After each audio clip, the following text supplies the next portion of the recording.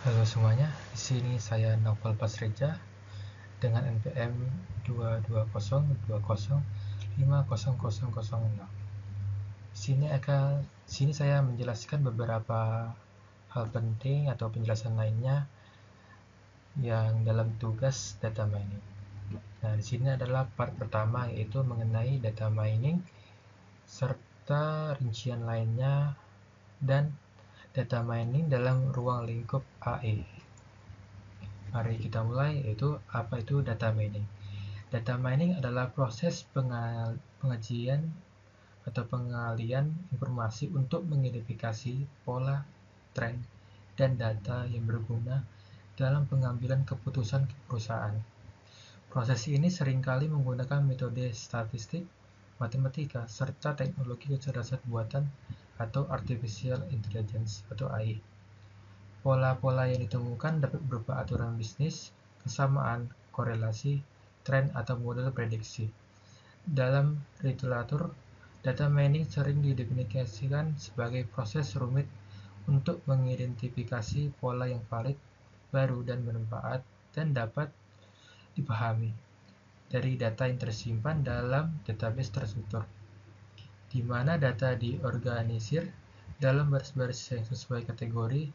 Data mining dapat dikatakan sebagai proses yang digunakan perusahaan untuk mengekstrak big data menjadi data yang lebih spesifik dan berguna untuk memecahkan berbagai permasalahan bisnis.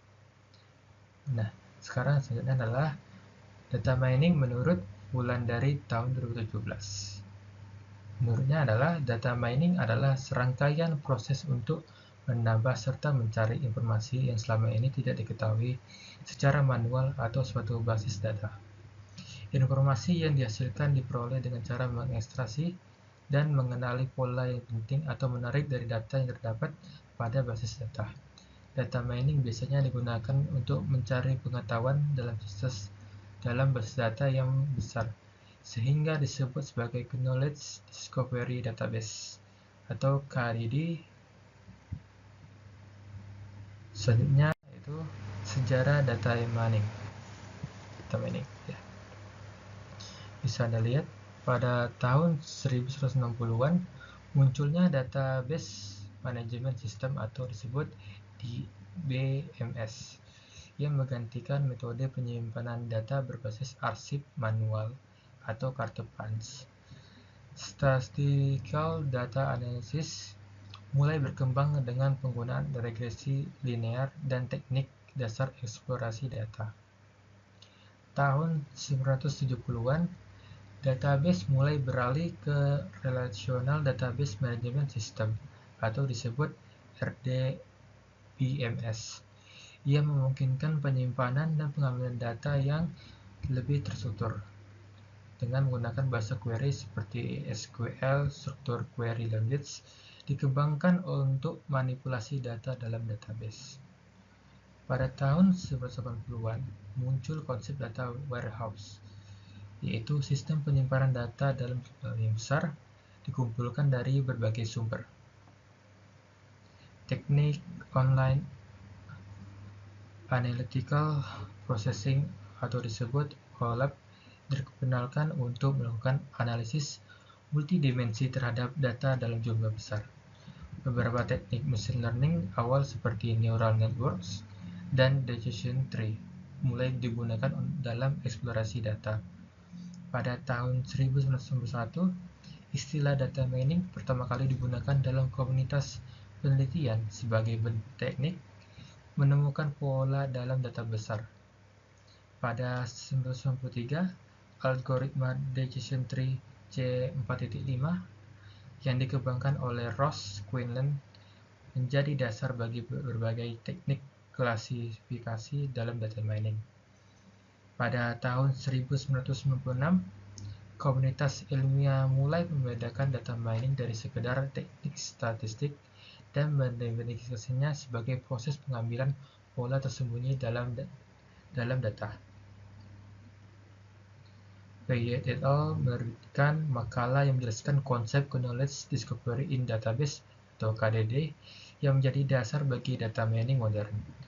Akhir tahun 1990-an, Perkembangan algoritma clustering seperti K-means clustering untuk pengelompokan data.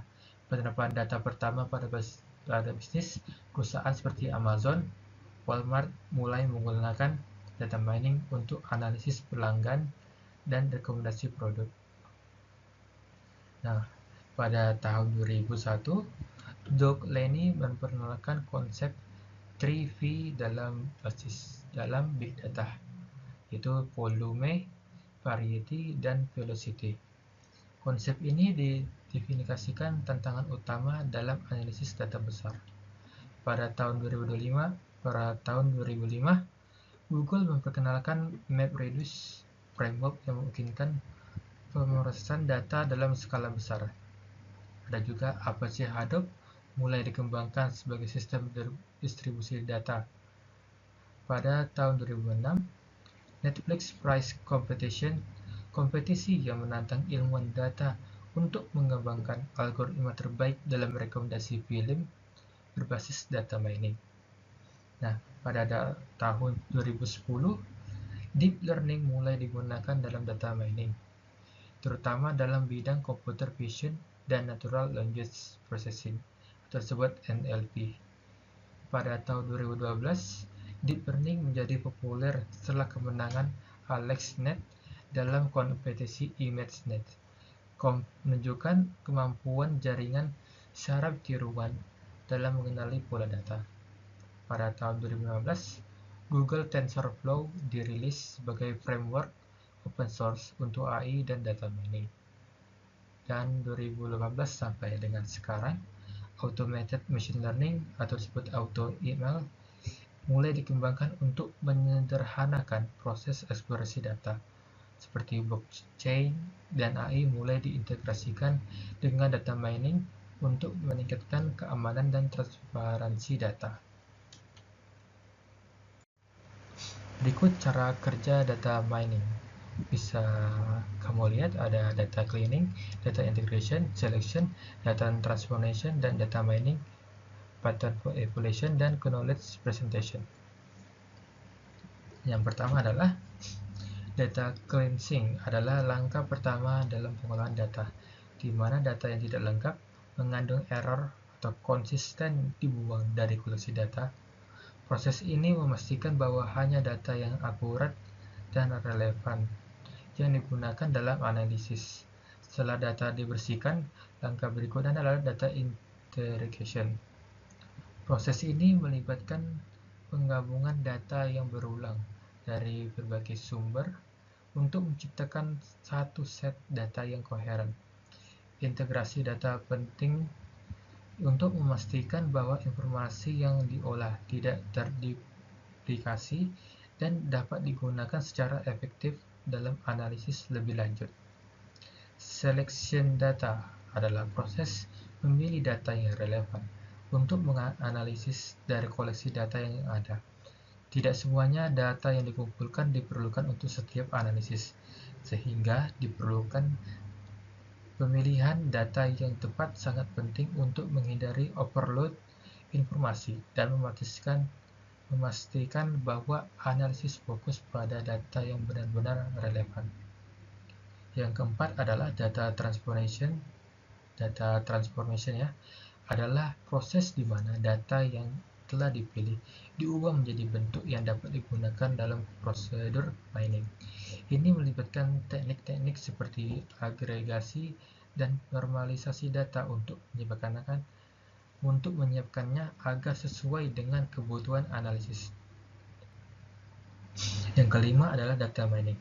Data mining adalah tahapan inti dalam pengolahan data, di mana berbagai teknik diterapkan untuk mengekstrak pola-pola potensial dari data. Proses ini melibatkan pengguna algoritma statistik dan machine learning untuk menemukan informasi tersembunyi yang dapat memberikan wawasan berharga. Setelah pola ditemukan, langkah selanjutnya adalah pattern evaluation. Pada tahap ini, pola-pola menarik yang telah diidentifikasi dievaluasi lebih lanjut berdasarkan ukuran dan kriteria yang telah ditentukan. Tahapan akhirnya adalah knowledge presentation. di mana hasil dan proses data mining disajikan dengan menggunakan teknik visualisasi. Visualisasi membantu pengguna dalam memahami dan menginterpretasikan hasil analisis dengan lebih mudah. Teknik-tekniknya seperti grafik, diagram, dan tabel digunakan untuk menyajikan informasi secara jelas dan informatif, memudahkan pengambilan keputusan berdasarkan data.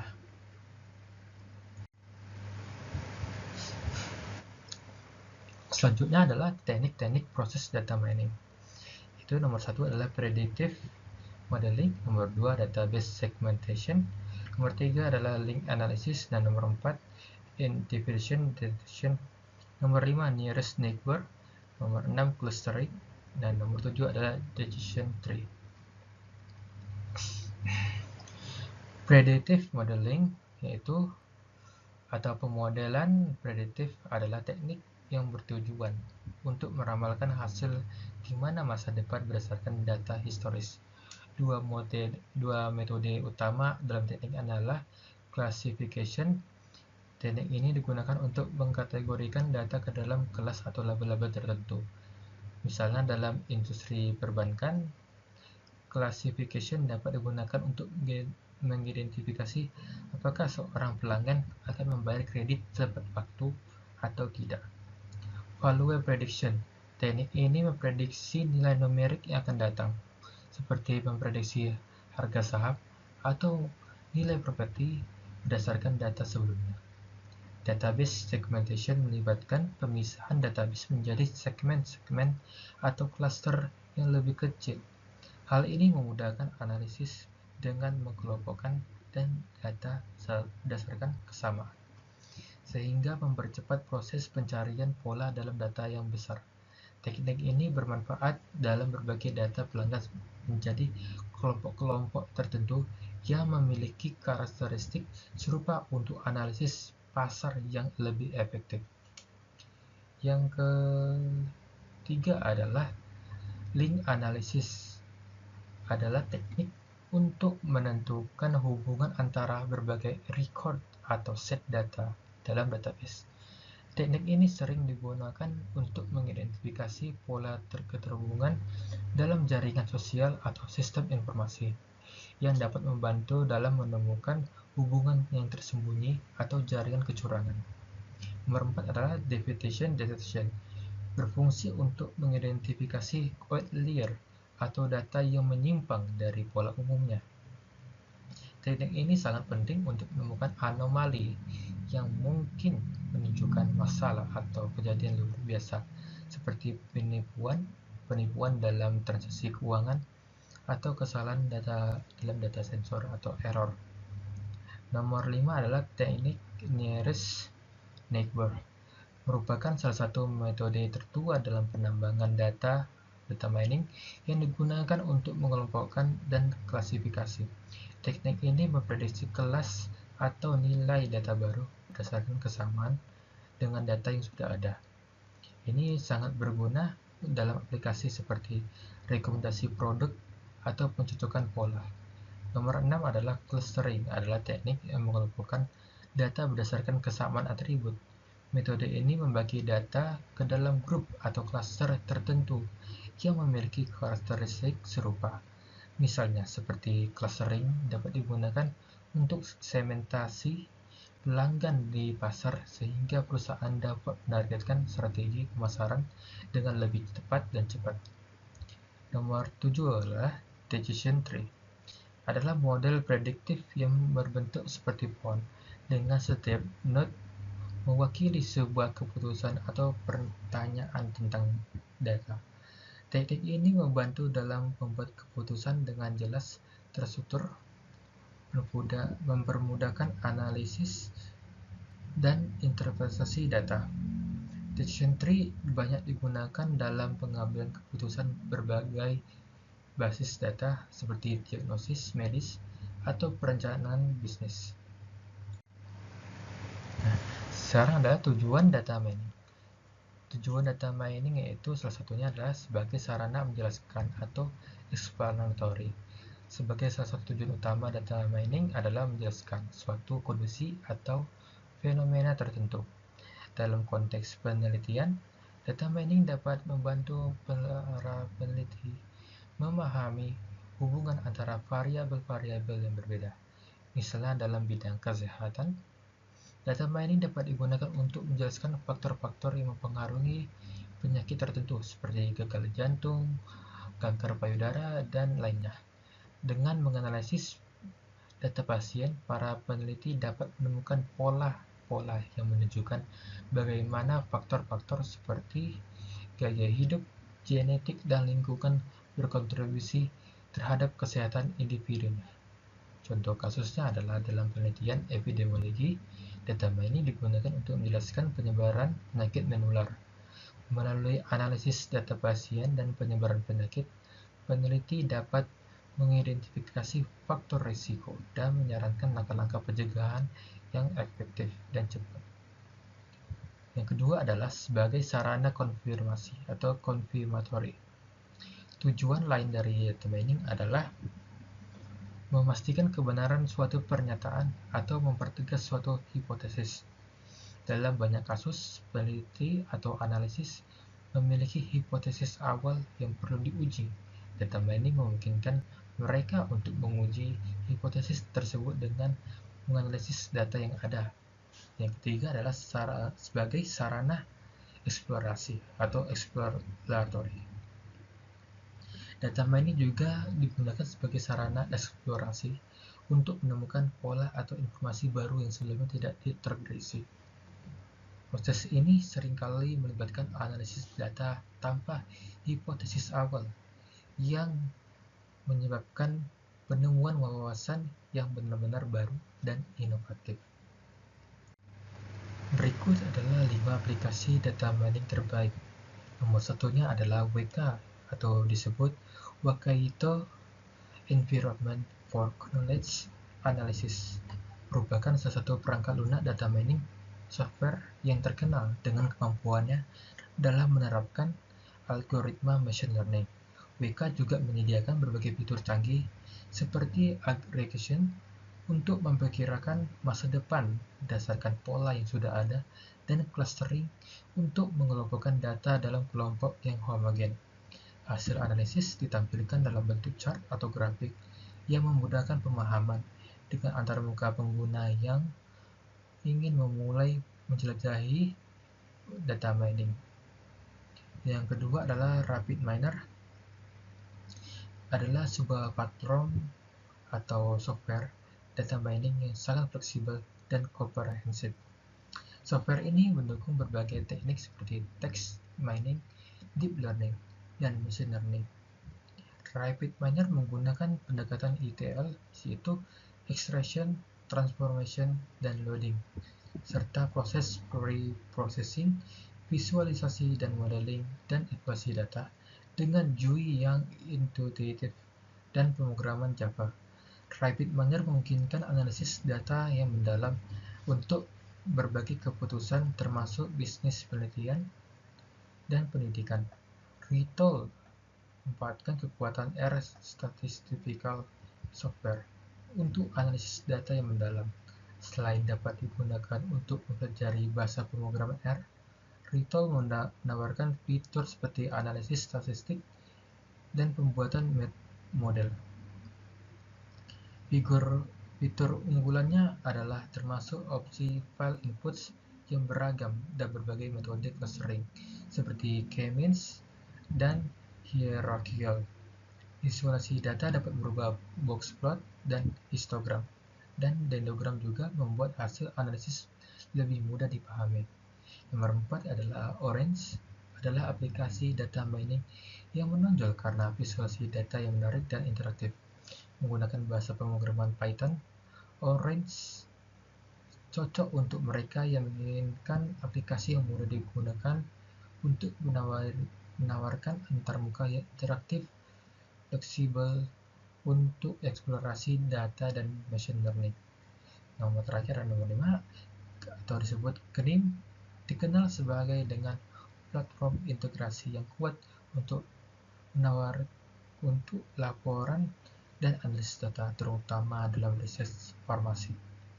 Knim menawarkan fitur seperti quick development dan scaling efficiency, membuatnya ideal untuk analisis data pelanggan dan finansial dengan kemudahan penggunaan dan waktu pengoperasian yang singkat. Knim menjadi pilihan yang tepat bagi pengguna yang memerlukan analisis data yang efisien dan efektif. Berikut adalah ruang lingkup data mining dalam AI. Data mining dan kecerdasan buatan AI itu saling berkaitan dalam berbagai aspek, seperti AI memperkaya data mining dengan teknik canggih untuk analisis data yang lebih efisien dan akurat. Berikut adalah beberapa ruang lingkupnya, yaitu pertama adalah machine learning dan pattern recognition. Data mining menggunakan AI untuk mempelajari pola dalam data dan membuatnya memprediksi. Contohnya, klasifikasi spam email, deteksi anomali dalam transaksi keuangan. Yang kedua adalah Natural Language Processing atau disebut NLP, menggunakan AI untuk memahami teks, suara, dan bahasa alami dari data tidak terstruktur. Contohnya adalah analisis sentimen media sosial, chatbot, dan pencarian berbagai berbasis teks. Yang nomor 3 adalah computer vision, menganalisis data gambar dan video untuk mengenali pola atau objek tertentu, seperti deteksi wajah, citra medis seperti jantung, pengenalan objek otomatis, ya seperti handphone ya, pengenalan objek. Berikutnya adalah recommender system. Data mining digunakan dalam sistem rekomendasi berbasis AI untuk memprediksi preferensi pengguna. Seperti saya nonton Netflix, YouTube, seperti saya sering mencari lagu-lagu, nanti akan munculnya playlist lagu-lagu tertentu yang pernah saya tonton, ataupun film seperti di Netflix, dan e-commerce seperti Shopee. Seperti saya ingin mencari suatu benda seperti SSD termurah, nanti setelah saya beberapa hari memasuki Shopee lagi, akan muncul di halaman pertamanya itu adalah hal benda yang saya pernah cari di hari pertama, ya, yang merekomendasikan berbagai produk berdasarkan riwayat pengguna seperti yang saya jelaskan tadi. Dan terakhir adalah anomaly detection atau cyber security. Data mining membantu AI mendeteksi aktivitas mencurigakan dalam sistem keamanan cyber. Contohnya adalah deteksi penipuan kartu kredit, deteksi serangan di DDoS, dan analisis log keamanan. Kesimpulannya adalah data mining adalah teknik untuk menemukan pola tersembunyi dalam data besar. Dia memiliki peran penting dalam AI. Seiring dengan perkembangan teknologi dan zaman, data mining semakin banyak diterapkan dalam berbagai seperti bisnis, kesehatan, keamanan cyber, dan industri lainnya. AI dan machine learning dan data mining memperluas ruang lingkup data mining dengan menciptakan efisiensi dalam pengolahan data, membuat pengolahan data lebih akurat, prediksinya juga lebih akurat, dan menghasilkan wawasan yang lebih dalam. Sekian untuk part pertama, yaitu data mining dan ruang lingkup data mining dalam AI. Berikutnya adalah part 2. Ya, sini adalah part 2 di mana saya akan menginstal Anaconda dan Python nantinya, dan juga menginstal beberapa library yang perlu untuk digunakan dalam data mining. Pertama-tama mari kita mendownload Anaconda. Ya, ini gratis juga di anaconda.com dari streaming download. Di sini ada distribution free download, ya, memang free. Provide email to download distribution, bisa menggunakan email dan klik agree ini dan submit. Tapi jika Anda bisa mengeskip registrasinya dengan cara seperti ini.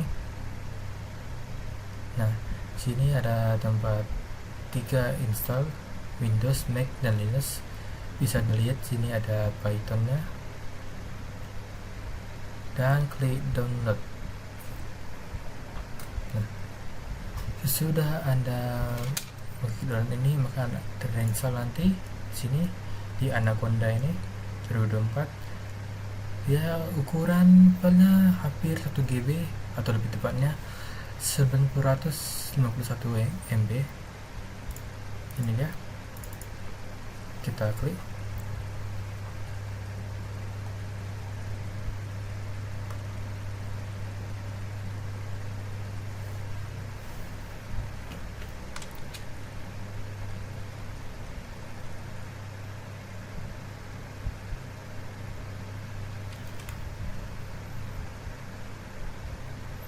Ini ya, sudah mulai setupnya.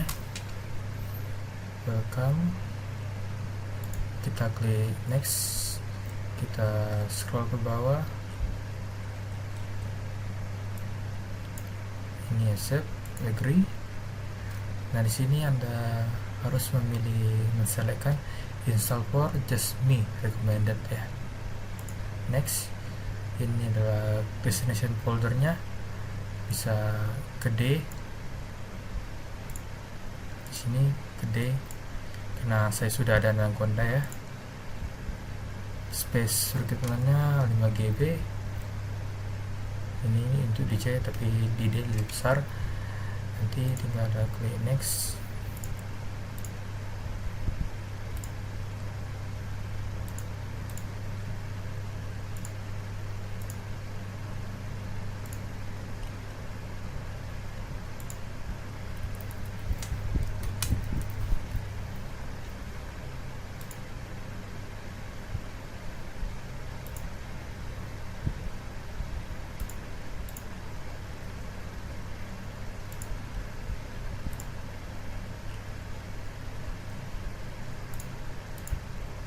Next.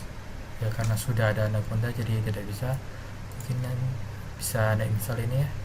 Shortcutnya ada Anaconda, to Mapite, not recommended. Atau bisa Anda langsung saja create shortcutnya dan klik install. Karena saya sudah ada Anaconda jadi saya cancel ya. Nah, selebihnya nanti di install itu nanti tinggal menunggu loading dan Anaconda sudah terinstall. Ini ya, Anaconda. Ini ada downloadannya, Anaconda Windows File Exe-nya dan Anaconda Navigator sesudah Anda download Anacondanya. Itu Anaconda Navigator dan juga Anaconda From. Nah, di sini kita open Anaconda From. Kita tunggu dulu ya, pas C. Baru kita klikkan ya, kita klikkan Conda garis version untuk melihat versi dari Condanya tersebut ya. Ini Conda 23.7.2. Nah, inilah versi dari Conda kita barusan download. Berikutnya kita akan pindah direktorinya ke D karena saya menggunakan D. Kita klik D dan titik 2. Nah, sudah pindah dan saya menggunakan folder data mining. Berarti kita cd data mining yang ada di directory D. Ketika sudah begini, mungkin Anda belum mempunyai environment, maka kita akan membuat environmentnya, yaitu dengan menggunakan kode Conda garis 2 create. Kita bikin namanya mungkin Conda 2 atau 02. Juga sebelahnya memakai Python 3.10.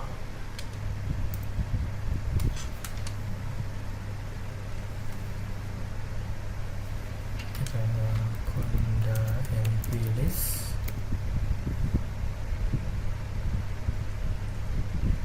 Belum ya. Ya, kode kita salah, mari kita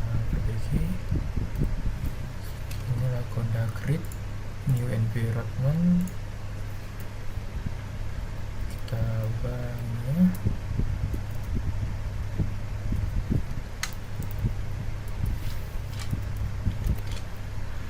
Pythonnya 3.8 3.10 pandas scikit-learn. Ini adalah library-nya.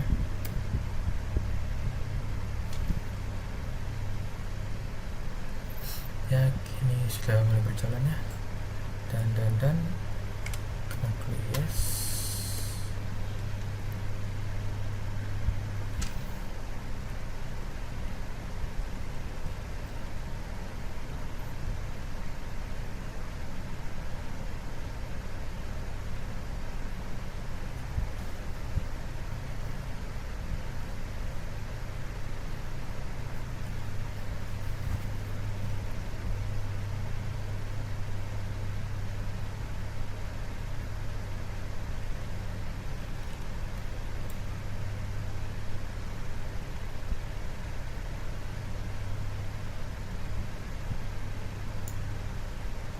Kita tunggu usaha ya.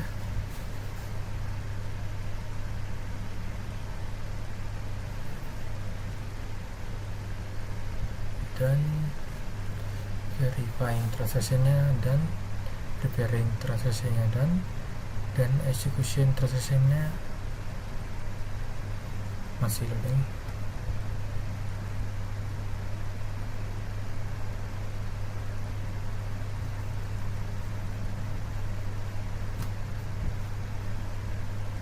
Dan kita cek ke Conda NV list, seharusnya sudah ada ya.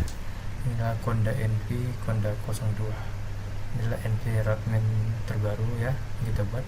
Yang ini Conda 01 ini punya saya yang pertama. Mari kita pakai atau kita install library yang lain bisa ya. Mari kita coba install library yang lain. Conda install NumPy, Pandas, Matplotlib, Seaborn, dan scikit-learn. Yang ini utama atau dasar yang diperlukan dalam mempelajari data mining di Anaconda Prom dan Anaconda Navigator. Kita klik enter.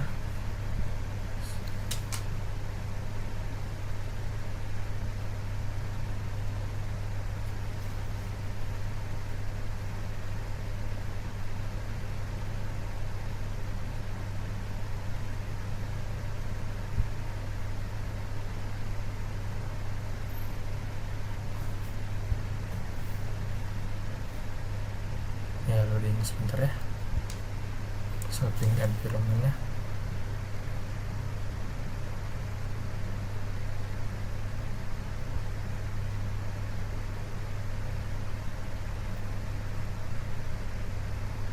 Di sini Anda harus menggunakan internet yang lancar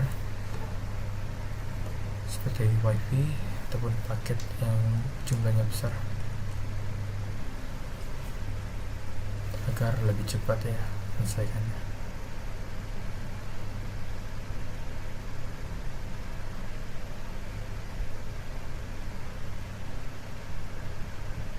Ya, di sini saya mau update ya. Klik yes. Dan itu seperti yang tadi, loading lagi. Kita menunggu lagi dan oke, mari kita pakai environment Conda 01 yang sudah saya buat. Conda activate Conda 01. Ini adalah Conda 01 adalah nama environment yang pernah saya buat. Juga Anda bisa menggunakan nama yang Anda buat juga. Kita klik enter. Nah, sini listnya sudah berubah jadi Conda 01. Mari sebelumnya kita telah membuka Jupyter Notebook untuk memulai Anaconda.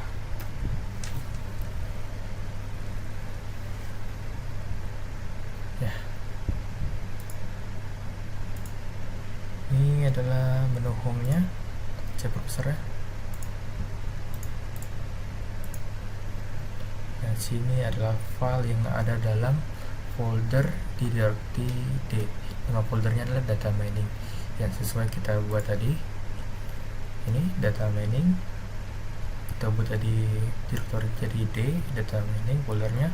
Dan conda.1 adalah environment yang kita aktivasi. Sini adalah isi foldernya ya. Sekian untuk part 2 menginstal Anaconda dan library Python dan library lainnya. Mungkin selanjutnya adalah menginstal Python ya, cukup mudah. Kita Python ini install now atau custom installation, di mana Anda yang suka.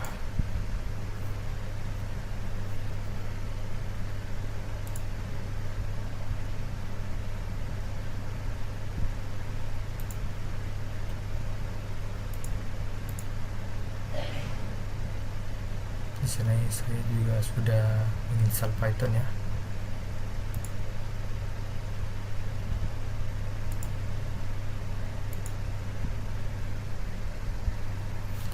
Cukup klik install, tunggu sampai selesai.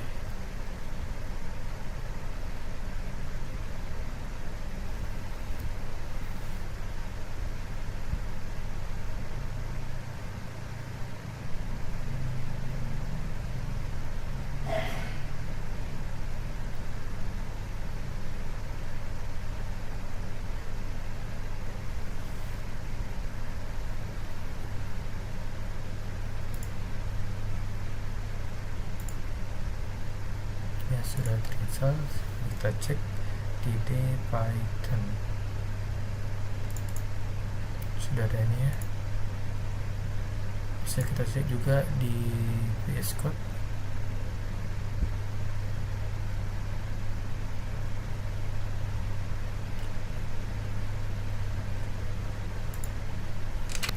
Oke, saya sudah menghapus terminal yang lama. Ini terminal baru di VS Code. Kita klik Python version.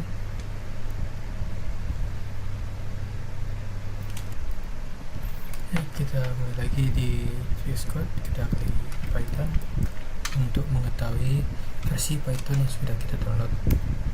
Nah, di sini tertulis Python versinya 3.13.2. Yes, kita coba 5.5. Ya, sudah berhasil, maka Python sudah terinstall. Ini adalah opsional jika Anda membutuhkan Python untuk data mining juga.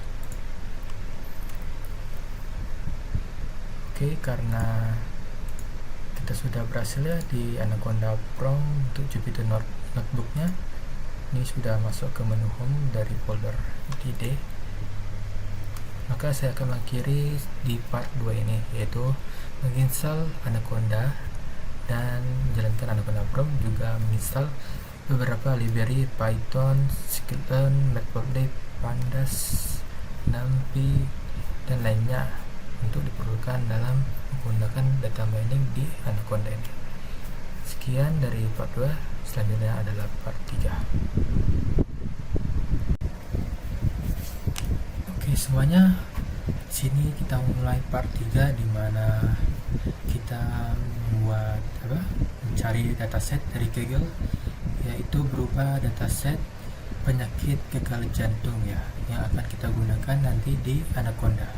Nah, sebelum masuk ke part 3 inti, saya ingin konfirmasikan sesuatu.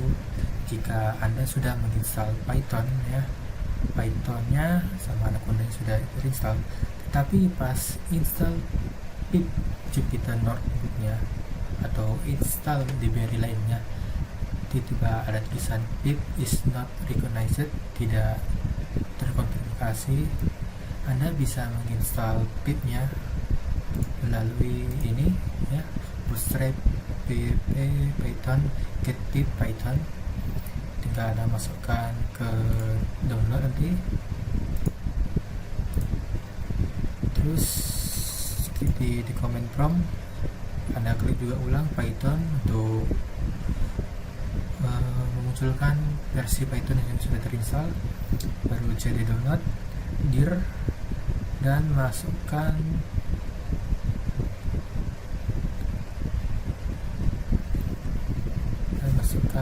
ini Python get.py, di mana file terdownloadnya ada di sini ya, di download ini get.py. Dan sini akan mendownload pip-nya untuk di Python. Nah, selanjutnya juga menginstal numpy ya, ini install numpy, pandas, matplotlib, seaborn, ada juga scikit-learn, ini harus ya install, juga skippy jika bisa. Nah, yang saya terangkan ini adalah jika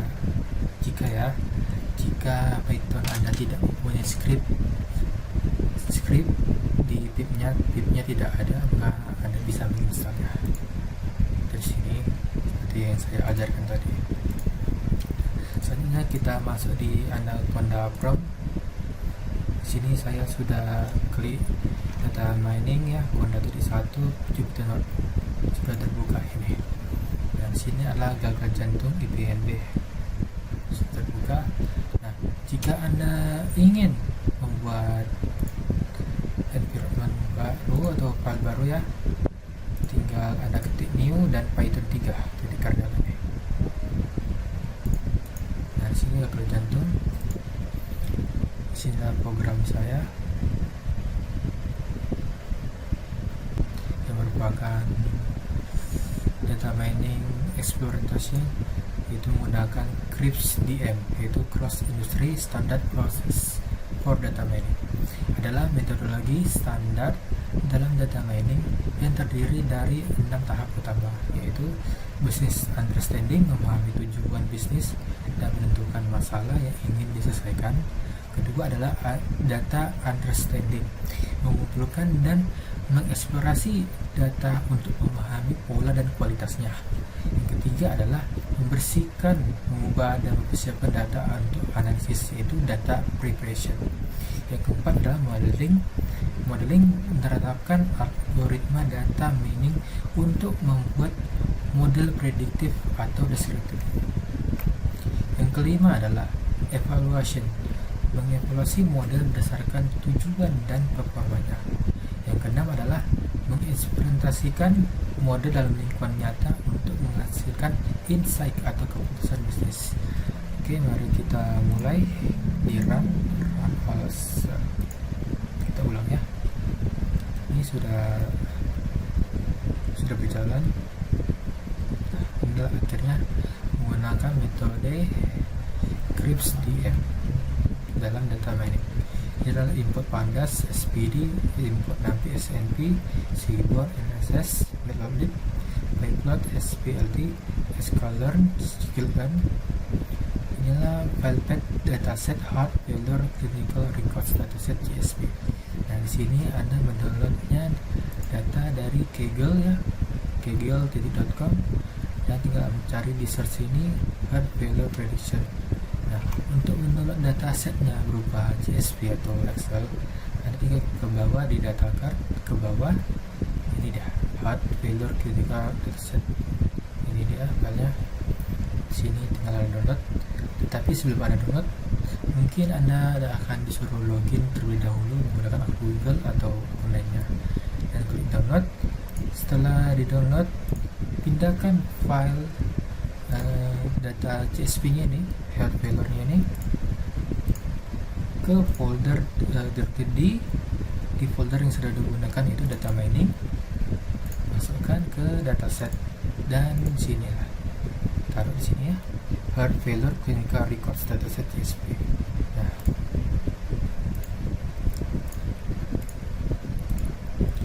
di sini file path-nya sudah tertera ya, dataset hard failure CSV data PD read CSV.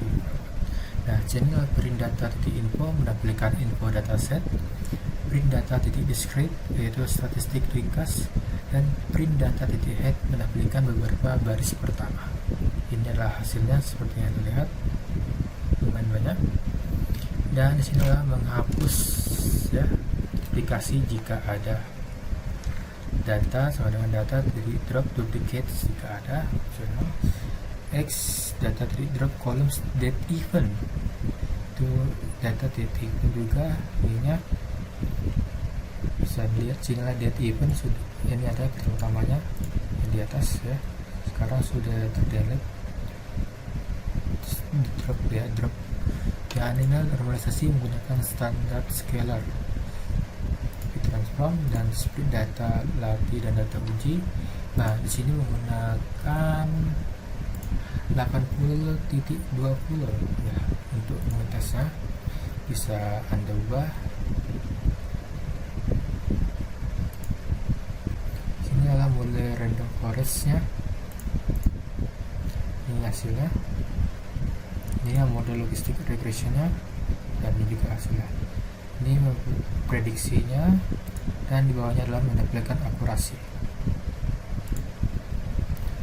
dan hasilnya adalah akurasi random forest 75% dan akurasi logistik regression 80%. Dan ini adalah configuration matrixnya, dan ini hasil gambarannya.